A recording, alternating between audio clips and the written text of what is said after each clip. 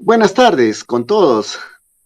Es un momento más para poder conversar sobre estos temas que son bastante importantes en todo este proceso de la rehabilitación, ¿no?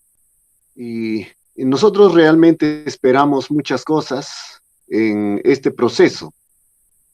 Esperamos tener buenos frutos como proyecto, logrando de que quizás muchas personas alcancen eh, una rehabilitación total de sus problemas de adicción, ¿no? Ese quisiéramos que fuese nuestro fruto como proyecto, ¿no? Y como familia también es necesario de que aspiremos a ello, ¿no? Porque eso va a generar mucha tranquilidad, va a generar paz y esperanza, ¿no? Sobre todo.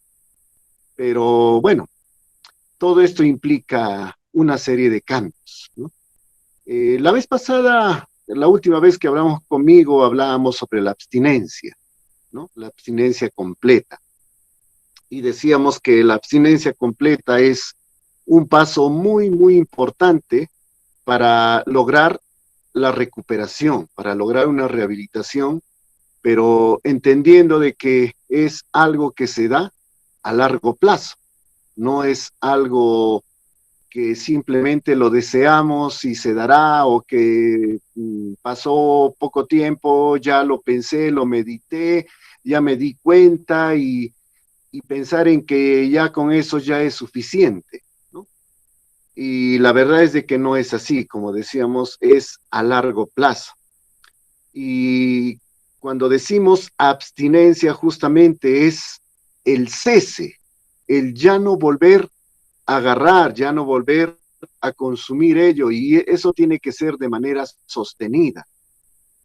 Pero también cuando sucede esto, cuando hay una abstinencia, básicamente cuando hablamos de los diferentes tipos de adicciones, se produce una serie de síntomas que nosotros le llamamos el síndrome de la abstinencia, cuando hay la falta de este tipo de sustancias que normalmente una persona ingiere, consume, ¿no? Entonces la naturaleza y la severidad del tipo de síndrome que se le presente va a ser en relación al tipo de droga, a la gravedad misma de la adicción en que se encuentra cada persona, y a esto también se incluyen los rasgos de personalidad, ¿no? Personas que tienen características depresivas, tienen un bajo nivel de autoestima, o son personas muy agresivas, muy irritables, personas que no tienen un buen control sobre su carácter, sobre sus emociones, ¿no?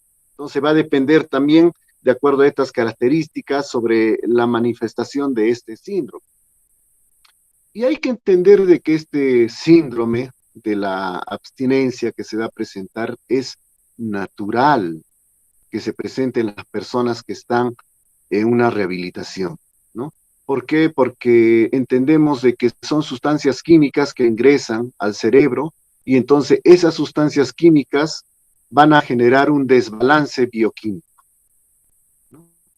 Entonces, no es porque simplemente las personas los deseen o porque quieren estar así, sino que su organismo mismo determina esta serie de manifestaciones por este desbalance bioquímico que se produce, pero es algo que es pasajero, o sea, no es permanente. A veces hay presencia de síntomas ansiosos, pero están por un momento ansiosos y después si se distraen, se ocupan en actividades, entonces desaparecen estos síntomas ansiosos o a veces se confunde con la depresión o a veces la desesperación, inquietud, son varias las manifestaciones que se dan, ¿no? Y esto va a variar también de acuerdo a las características que hemos mencionado, pero en muchos de los casos algo que va a generar es un desgano motivacional, ¿no? A veces quieren volver atrás, quieren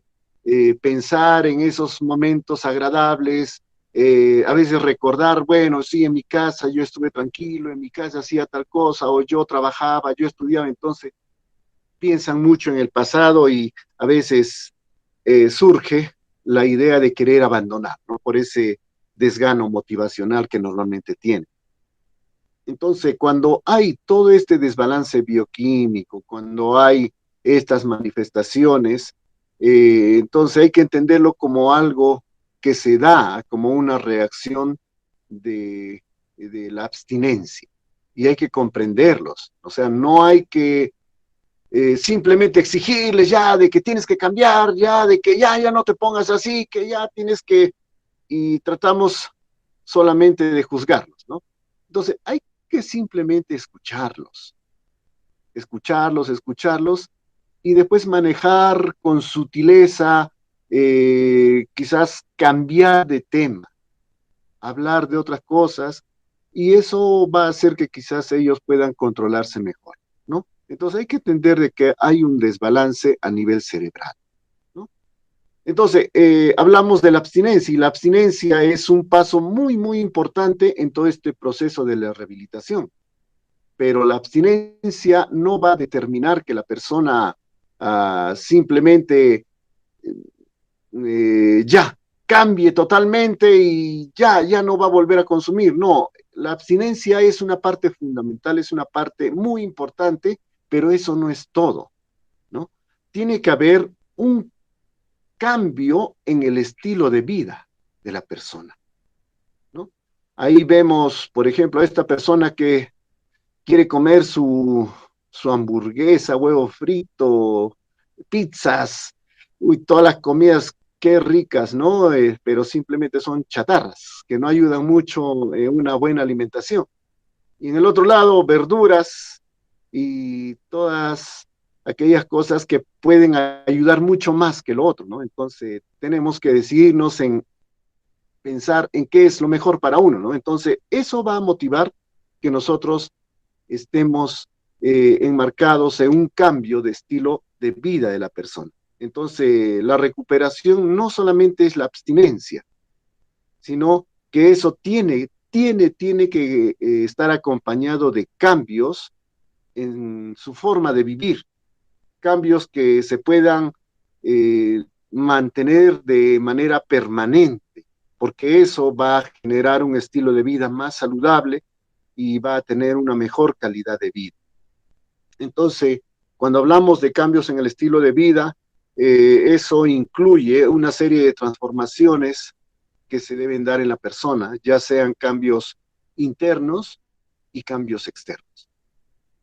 Lo que específicamente el día de hoy nos vamos a basar es sobre los cambios internos, ¿no?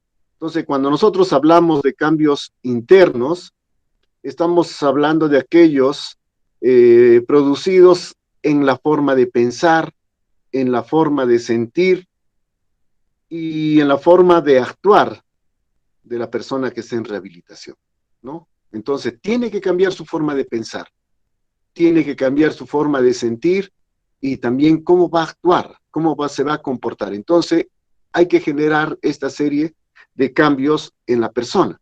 Y para esto hemos enumerado algunos puntos. Y en el punto número 1 dice, aceptar la adicción como un problema.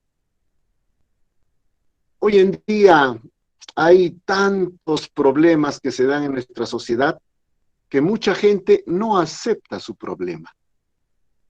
Piensan de que no, yo no soy adicto, o no, yo no tengo problemas de adicción porque yo cumplo eh, satisfactoriamente con mi hogar, nunca les falta nada, yo cumplo responsablemente en mi trabajo, así es que no descuido nada de eso, pero bueno, o sea, como toda persona necesitamos un pequeño espacio y bueno, cada fin de semana me junto con mis amigos, jugamos un partidito y después viene las cervecitas y bueno, estamos ahí un rato, ya pues cuando me siento mal ya me voy a la casa, pero después ya estoy tranquilo, ¿no? A veces pensamos que eso es una vida normal, natural, buena.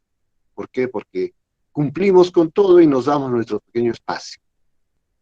Cuando se convierte en una necesidad en la persona, cuando la persona busca este encuentro con los amigos y termina en ello, o sea, como que el organismo se va acostumbrando, poco a poco, ya no es simplemente un disfrute del momento, sino se torna en una necesidad, en muchos de los casos ya se está desarrollando un problema de adicción. ¿Por qué? Porque la persona ya quiere hacer eso cada fin de semana, ¿no? Y cuando este problema va avanzando, entonces ya la frecuencia también de consumo se hace cada vez mayor.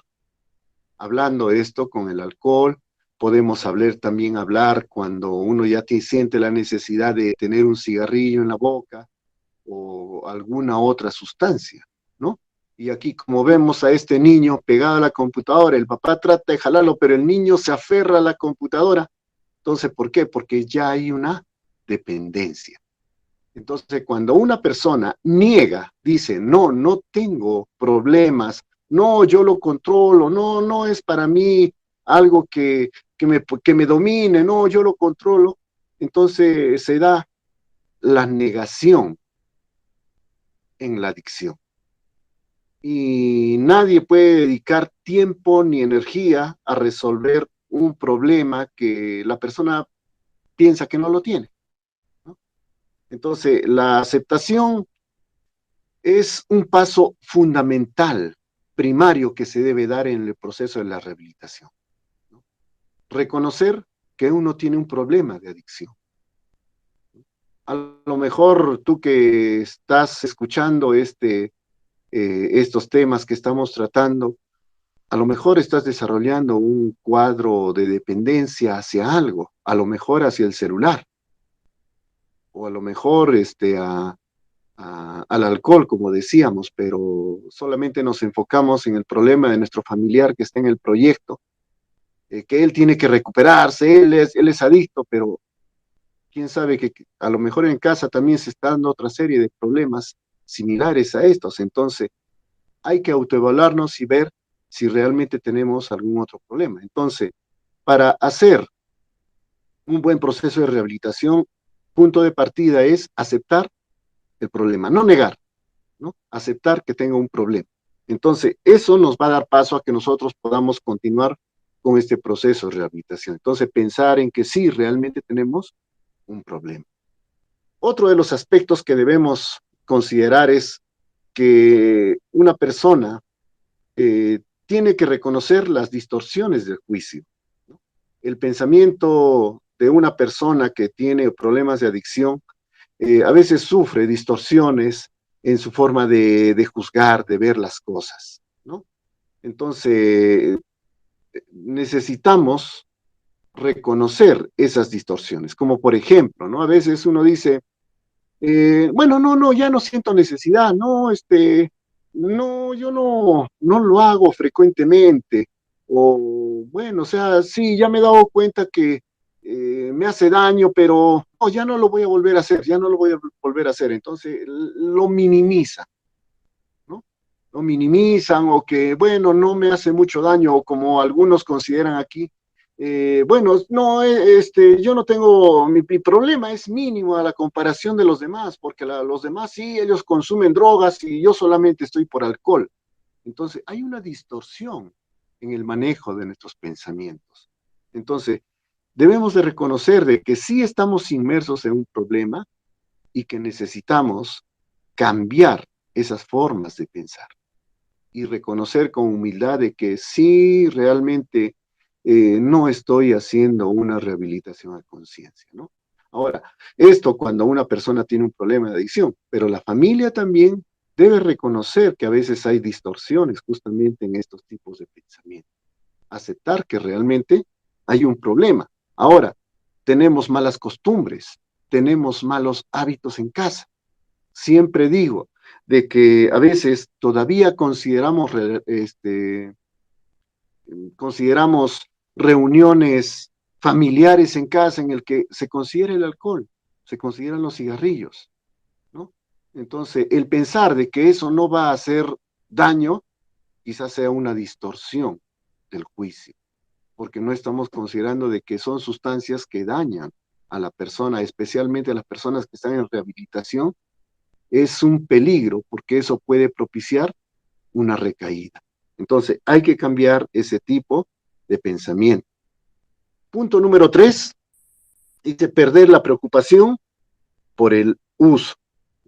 A veces los pensamientos obsesivos y la preocupación por el uso disminuye con la aceptación del problema, ¿no? Cuando una persona acepta, reconoce que tiene este problema, entonces como que la persona ya se siente más tranquila y empieza a trabajar en ello, ¿no? Pero también van a surgir momentos de tentación, de angustia, de ansiedad, ¿no? Eh, Cuando a veces les pregunto a las personas que están aquí, ¿no? Que, ¿cómo estás? ¿Cómo te sientes? Bien, bien, bien, bien. ¿Y has tenido sueños de consumo? Ah, sí, sí, sí he tenido algunas veces sueños de consumo.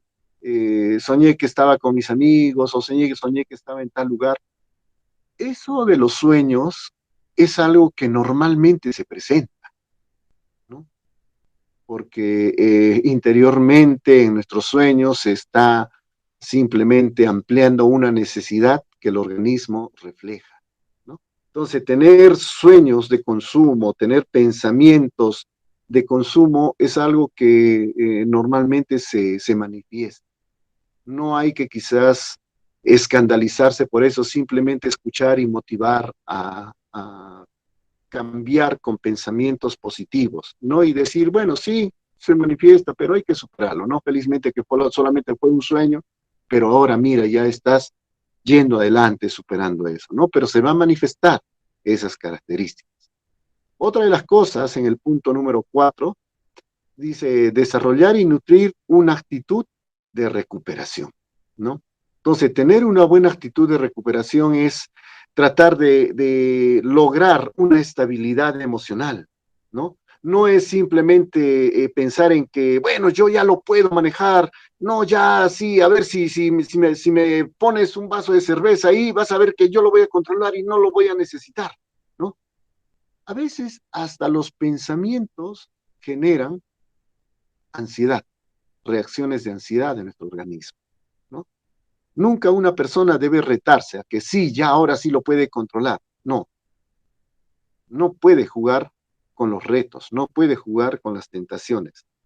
Entonces, es necesario asumir una actitud de humildad, una actitud de prudencia y manejar todas esas situaciones de riesgo con el fin de alejarse, ¿no? Yo siempre digo aquí en el proyecto, no debemos luchar con la tentación, sino debemos huir, escapar de la tentación, porque esa va a ser la mejor forma de alejarse del peligro, ¿no? No luchar con la tentación, sino escapar, huir de la tentación, porque después se va a ir creando mayor necesidad, los pensamientos van a tornarse quizás más obsesivos y puede generar, ¿no?, otras reacciones en la persona. Entonces, hay que nutrir un pensamiento positivo, una actitud positiva ante la recuperación. Y como familia tenemos una gran responsabilidad de motivar a nuestros familiares, ¿no?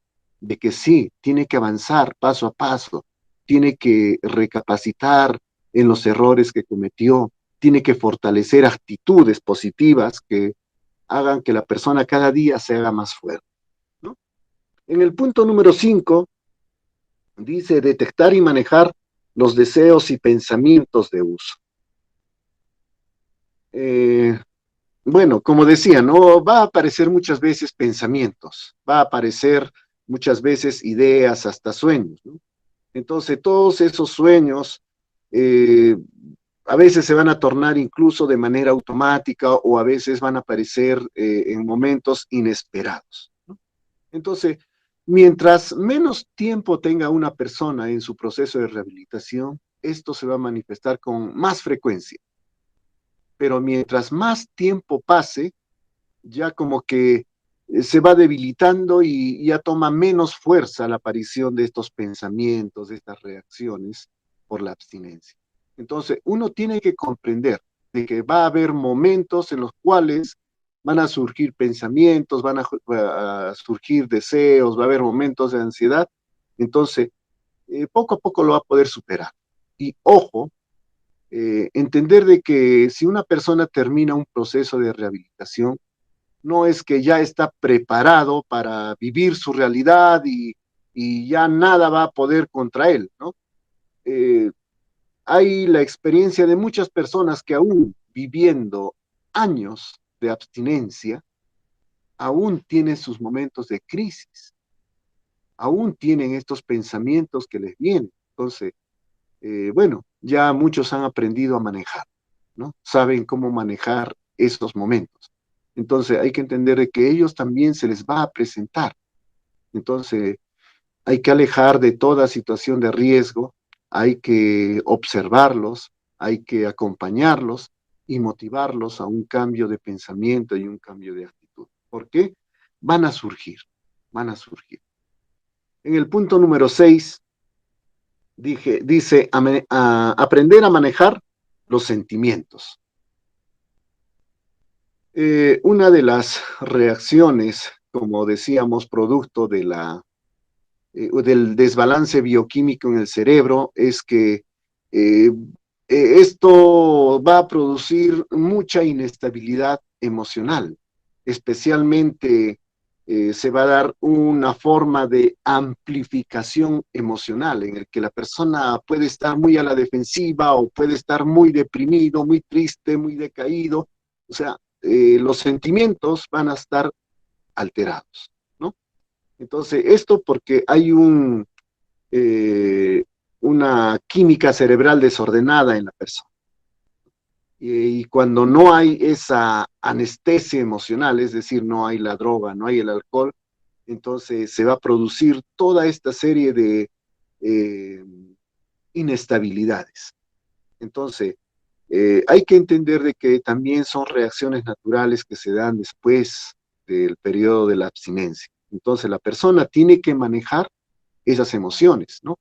Ahora, a veces veo que hay reacciones de personas que están en rehabilitación que quieren exigir a la familia, quieren exigir, quieren imponer cosas y reniegan y discuten, pero a veces la familia cae en ese juego, ¿no? Como él está con la disposición de discutir, de reclamar cosas, la familia también va al choque y hay un tira y jale entre los dos, ¿no? Y a veces todo termina mal. Hay que entender de que las emociones en ellos están alteradas. Hay momentos en los que no podemos hacerlos razonar. ¿Por qué? Porque la impulsividad está en su cabeza que no va a entender razones. A veces es importante saberlos escuchar, que digan lo que tengan que decir, pero que nos vea que estemos tranquilos.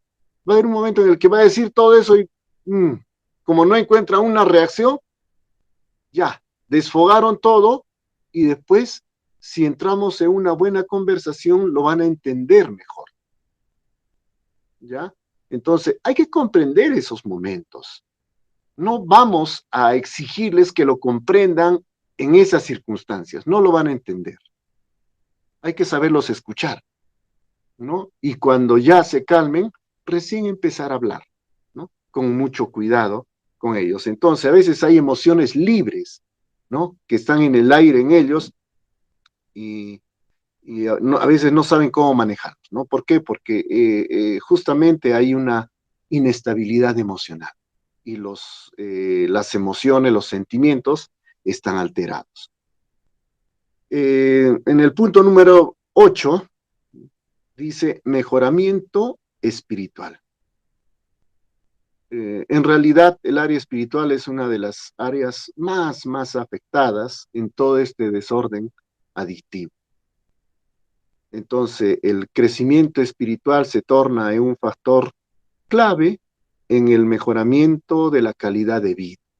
Porque cuando nosotros hablamos de nuestra fe, de la presencia de Dios en nuestras vidas, no estamos hablando de religión, no estamos hablando de cosas que simplemente tenemos que cumplir, sino de lo que Dios puede hacer en nuestras vidas. Porque cuando nosotros hablamos de un estilo de vida diferente, hablamos cuando Dios realmente trabaja en nuestro corazón, ¿no? O sea, trabaja en lo más profundo. Y es por eso que es importante eh, reflexionar en la palabra de Dios, meditar en la palabra de Dios, porque ella nos insta a generar un cambio en nuestras vidas, ¿no? Y nosotros a veces vemos que hay algunos que lo toman simplemente como, bueno, algo que tienen que cumplir. Y la familia también tiene que estar involucrada en esto. Estamos hablando de cambios que se tienen que dar en las personas que están en este proceso de rehabilitación, ¿no? Pero si nosotros evaluamos qué cambios ya están generando las familias, a veces nos damos cuenta de que no hay cambios, de que aún se sigue con los mismos patrones de conducta a veces cerrados. No cambiamos nuestro carácter, no cambiamos nuestras costumbres, no cambiamos nuestra forma de decir las cosas, no cambiamos aún hasta imágenes que podamos tener en casa que de alguna manera nos llevan a distorsionar nuestro pensamiento. No cambiamos en casa. Entonces, este proceso de rehabilitación implica también cambios en el hogar, en la familia, ¿no? Y si hay algunas personas que todavía están con los problemas del alcohol, como lo consideran parte de la vida familiar, hay que cambiar eso, porque quizás no les haga mucho daño a ustedes, pero puede propiciar la recaída en su familiar que está en este proceso de rehabilitación, como ha sucedido en varios casos, ¿no? Dice, la verdad os hará libres. Y cuando nosotros hablamos de la verdad, estamos hablando de Jesucristo. Solo Dios puede hacer un milagro en nuestras vidas y lo puede hacer en la vida de tu familiar. Entonces necesitas también tú involucrarte en un cambio genuino, pero desde lo más interior. Dejar que Dios te ayude a cambiar tu vida. Y cuando estés con tu familiar, hable el mismo lenguaje. Pregúntale, a ver, cuéntame un poquito de lo que de algún tema que te ha llamado más la atención en esta semana, de lo de la Biblia, de lo que han tratado. Y escucha con atención lo que te diga, para que así haya un crecimiento espiritual en ambos lados, no solamente en la persona que está en rehabilitación, sino también que haya un crecimiento en ustedes como familia. Entonces, son aspectos que nos motivan a generar también un cambio en nuestras vidas y básicamente en el estilo de vida que estamos llevando nosotros, ¿ya? No esperemos de que solamente pase ese tiempo de su proceso de rehabilitación, que cumpla los 9 meses y ya salga otra persona. Los cambios se tienen que dar poco a poco, pero también la familia tiene que entender que también tiene que generar esos cambios. Entonces, si estamos dando ahora algunos puntos en los cuales tiene que darse un pensamiento interno, entonces en la familia también se tiene que generar, ¿ya? Espero que eso nos ayude a meditar en casa y también a comprender un poco sobre las manifestaciones que se dan en la persona que está en rehabilitación. A veces es un poco difícil, pero también hay que comprender, motivar y ayudar. ¿Sí? Muchas gracias. Espero les ayude, les haya ayudado en esta oportunidad.